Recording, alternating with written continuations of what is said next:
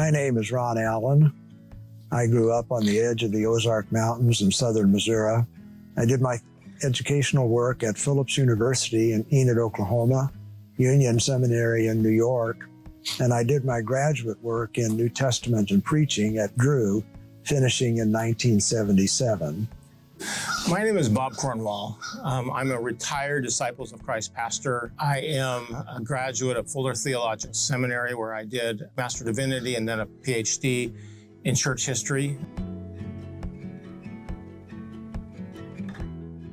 At one level, it's about the second coming, but more importantly, it's about a broader category of really about what the future holds. You might think about in terms of last things as one way of looking at this. So in the context, we do talk in the book about the second coming and different interpretations. We talk about millennialism and those kinds of ideas, but we also talk about the afterlife and the implications that are there. So it's really a broad conversation about the important context of what the future holds and our role in it.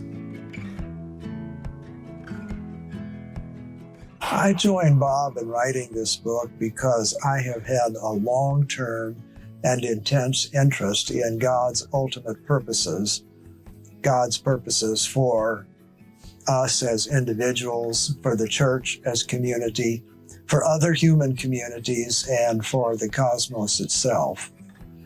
There is, among the churches in which I typically move, like the Disciples, the Presbyterians, the Methodists, the Episcopalians, there is not a clear sense of God's purposes as they will ultimately manifest themselves. And there is some confusion about how to understand the second coming and its relationship to these purposes.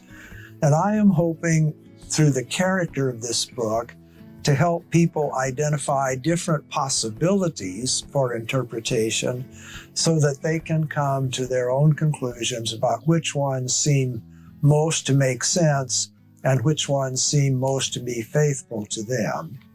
And so we thought we would create a resource that would be broad in scope, that wouldn't be prescriptive as to one particular viewpoint, but that would describe different ways of approaching this conversation so that people could be informed and make informed decisions for themselves. And we wrote it so that it could be used by congregations in congregational study, so that together people can make those explorations. I hope two things will result from reading this book. One is an appreciation for the diversity of viewpoints that people have held regarding the second coming from the biblical period to the present.